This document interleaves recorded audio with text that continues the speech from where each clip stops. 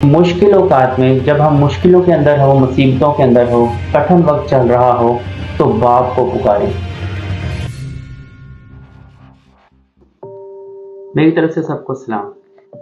7वां सलीबी कलमा, लूका की इंजील उसका 23वां बाब और उसकी 46वीं यानी कि 46 आयत पढ़ते हैं।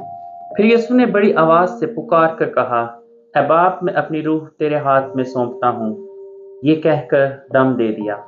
मेरे अजीजों, आप सब इस वाक़े से बखूबी वाकिफ हैं कि यीशु मसीह ने सलीब के ऊपर जो अपने आखिरी अल्फाज बोले वो ये थे जो अभी मैंने कलाम मुक़द्दस में से पढ़े हैं। आज हम देखेंगे कि हम इसमें से क्या सीख सकते हैं। यीशु मसीह इस अल्फाज के वसीला से हमें क्या सबक देना चाहते थे। रोमी दौरे हुकूमत के अंदर सलीबी मौत एक आम मौत थी। इसके अंदर जब भी किसी को अजियतनाक और दर्दनाक मौत देनी होती थी तो रोमी फौज उनको सलीब के ऊपर, सूली के ऊपर लटका देते थे। आखिर सलीब पे लटकाने का मकसद क्या होता था? रोमी फौज सलीब पर इसलिए लटकाते थे ताकि लोगों के अंदर खौफ व हैरास पैदा किया जाए और लोग रोमी फौज से डरें, रोमी हुकूमत से डरें, क्योंकि लोग दिन ब दिन उसी शख्स को बार बार सलीब के ऊपर लटका हुआ देखते थे और इस बात से हैरान और परेशान होते थे।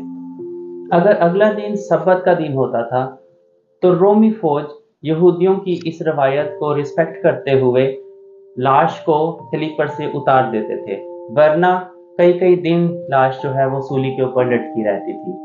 क्योंकि हम इस वाक़े से बखूबी वाकिफ हैं कि जब सब्बत का दिन करीब आ रहा था तो जो लोग जिंदा थे सलीबों के ऊपर, उनकी टांगें तोड़ दी जाती थी ताकि वो जल्दी मर जाएं। और यीशु मसीह के बारे में ये नबूवत पहले से ही हो चुकी थी कि उसकी कोई हड्डी तोड़ी ना जाएगी, क्योंकि यीशु मसीह ने यूहन्ना की इंजील में ये बात खुद अपने मुंह से बोली थी। आइए पढ़ लेते हैं। यूहन्ना की इंजील उसका 10वां बाब और उसकी 17वीं आयत से पढ़ते हैं। बाप मुझसे इसलिए मोहब्बत रखता है कि मैं अपनी जान देता हूँ ताकि उसे फिर ले लूँ।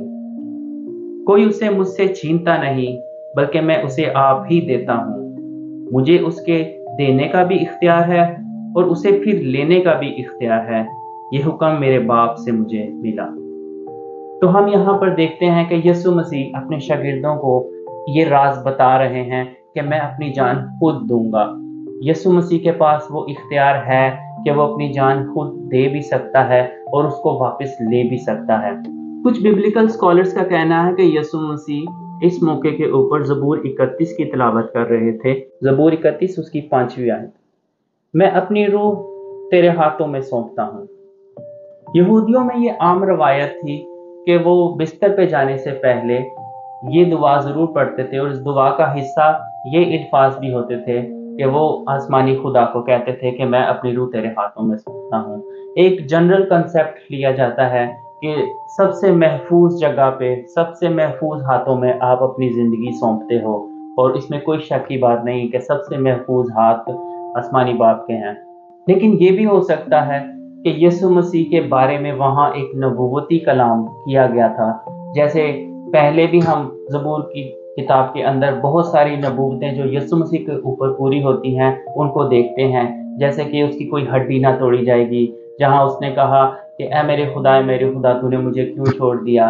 फिर हम यहाँ पे ये भी देखते हैं कि ऐ बाप, मैं अपनी रूह तेरे हाथों में सौंपता हूँ। यहाँ पे ऐ बाप के अल्फाज नहीं बोले गए, लेकिन जब यीशु मसीह इन अल्फाज को बोलते हैं तो यीशु मसीह आसमानी खुदा को बाप कहकर पुकारते हैं। इस मौके पर खुदा यीशु हमें ये सिखाना चाहते हैं कि मुश्किल औकात में जब हम मुश्किलों के अंदर हो, मुसीबतों के अंदर हो, कठिन वक्त चल रहा हो, तो बाप को पुकारें। क्योंकि जब भी एक बच्चा मुश्किल में, मुसीबत में, परेशानी में होता है, वो अपने माँ बाप को याद करता है। इसलिए यहाँ पर भी यीशु मसीह जब एक मुश्किल टाइम के अंदर थे, यीशु मसीह अपनी जान दे रहे थे, तो उसने उस वक्त बाप को याद किया और खुदा को बाप कहकर मुखातिब किया। और उससे हमें ये भी वो बताना चाहते हैं कि जब कभी भी आप भी मुश्किल में, परेशानी में होकर गुजर रहे हों तो बाप को पुकारें। वो कभी हमें तन्हा नहीं छोड़ता, वो ही हमारा मुहकम किला, हमारे छुपने की जगह है। जब भी कभी हम मुश्किल या मुसीबत में से गुजर रहे हों, हम बाप के उन वादों को याद करें जो उसने हमारे लिए किए हैं, जो उसने हमारे लिए बोले हैं। आज हम भी इससे ये सबक सीखते हैं कि जब कभी हम भी दुआ करें, हम भी बाप से कहें कि बाप मैं अपनी रूह तेरे हाथों में सौंपता हूँ, क्योंकि वही हमारी अच्छे से हिफाजत कर सकता है, हमारी निगहबानी कर सकता है, हमारी रूहों की निगहबानी कर सकता है। खुदा उनके कलाम पर खुदा उनकी बरकत हो।